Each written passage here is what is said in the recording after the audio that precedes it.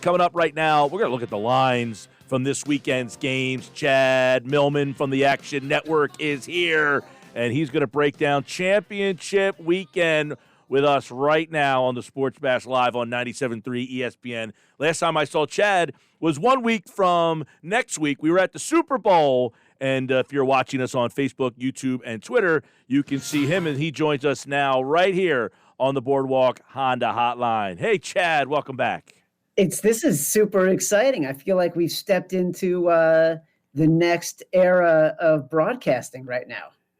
I guess, people can now see the radio show, which, depending on, you're a good-looking guy. Well, I appreciate that. A face for radio, even, it's a low bar in radio. That's the way we all kind of run. That's our, the standard. You have a face for radio. It feels like everybody gets into this job because of that. But you being the good-looking guy, you're also the smartest one when it comes to these lines. And we got, this weekend's very interesting, man, because the Packers opened up 3.5. It's around 3.5. It's not really moving. The over-under, 51. It's kind of 52, 51, depending on where you are. But, man, I feel like the Packers feel pretty good here at home. Yeah, I feel like this is a game that you're only betting based on the line. If you like the Packers, you take the Packers at 3. If you like the Bucs, then you're shopping around for the Bucs at 3.5. Like, everything is about that hook right now because it really hasn't moved very much. It opened at 4. It immediately got that down to 3.5. It moved a little bit more to 3. There is no real clear schematic or systemic advantage for one team or the other. I mean, you really got to be looking at, is Tom Brady going to be able to throw the ball down the field? Possibly. Is Aaron Rodgers going to be able to throw down the field? Like, the Bucs defense is a little bit better. We know that the Packers are probably not going to be able to run the ball, so it's going to be dependent on Aaron Rodgers and what he can do throwing the ball. And if you think that's the way to go, and Aaron Rodgers is the best player in football right now, then you take the Packers at -3. Yeah, I mean, I don't know. Does any of this change? I guess the Packers have some fans in the building, but is that weighing your decision at all? Both the Chiefs and the Packers have some fans now, right?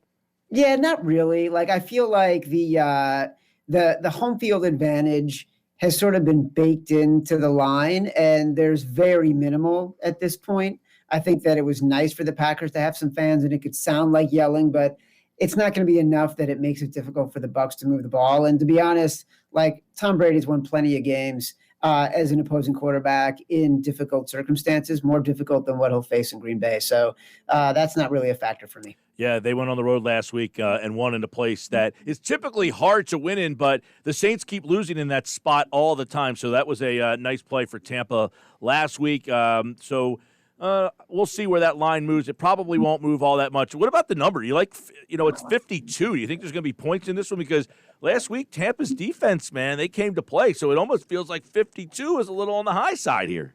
I think I do like the over in this game. It always turns out that way, where you get sort of games where you expect it to be low scoring and you're thinking, all right, Tampa's got a good defense. All right, the Packers do have some corners that can potentially shadow Mike Evans. And the truth is, like, these games tend to go over.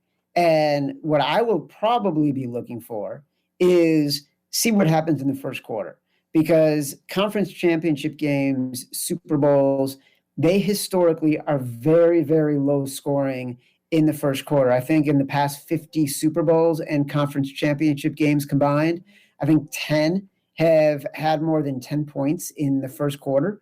So what I'm looking for is in the first quarter for these teams to feel each other out, for the defenses to have the advantage, for the live total in this game. And people in New Jersey, you're able to sort of track this in real time in your legal books.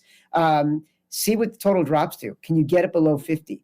And if you can get it below 50, that's when I would bet the over. All right, Chad Millman, actionnetwork.com. And if you're at actionnetwork.com right now, you'll see that the Bills and Chiefs, this one's interesting, and we know the circumstances, opened at 2.5. It's 3, 3.5 in subbooks. DraftKings has 3.5. FanDuel has 3. BetMGM 3. So it's 3, 3.5.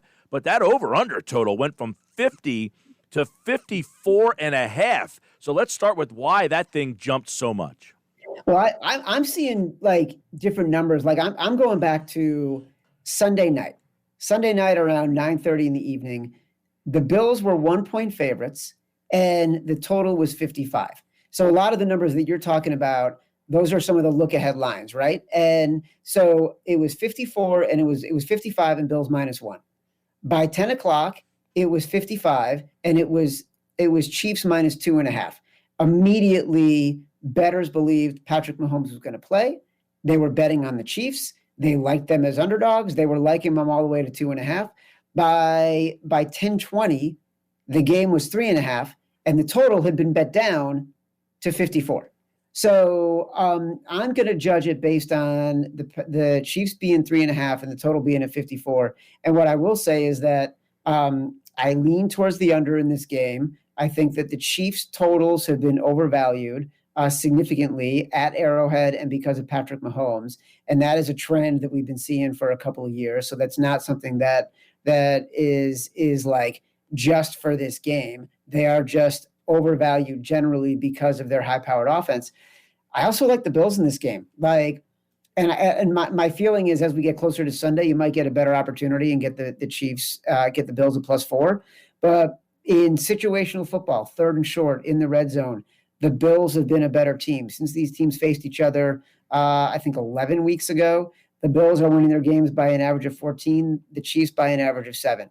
The Chiefs have been a team that have not been able to cover this year. And I think it's really because their defense has just schematically been worse than it was last year. Like the 31st against the run, we all know that. But in situations last year, they were able to find their way to make the play, and they haven't been able to do that this year. And then you account for the fact that, Clyde Edwards-Helaire, is he going to play? If he does play, he'll be banged up. Mitchell Schwartz, banged up. Patrick Mahomes, even without sort of the concussion or neck issues, still looked really hobbled with a bad foot. So I do think there are a lot of advantages here for the Buffalo Bills. Do you think if Mahomes is cleared that number takes a big jump?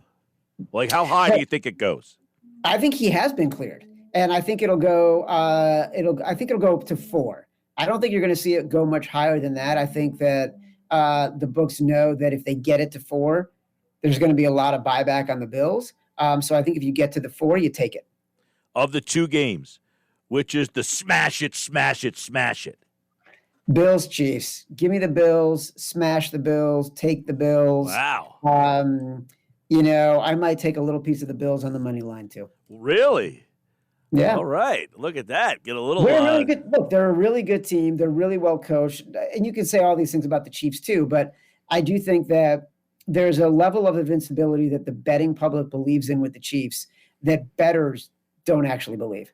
And so a lot of people are looking to fade the Chiefs in this spot on the money line and against the spread. It would be apropos with the 2020 year that we had that the Bills make the Super Bowl, play Tom Brady. Brady faces an AFC East team and actually loses in the home stadium. That or it would be apropos that Tom Brady does all that again and wins because he can still curse the AFC East. He still will own the AFC East. Yeah, that's probably a better story than the one I wrote. Chad Millman from the Action Network, actionnetwork.com. And, of course, all the games this weekend are here on 97.3 ESPN. Sunday, the coverage starts at 2 o'clock. And Chad Millman, like all guests, appeared via the Boardwalk Honda hotline. All right, Chad, good to see you, man. See you, fellas.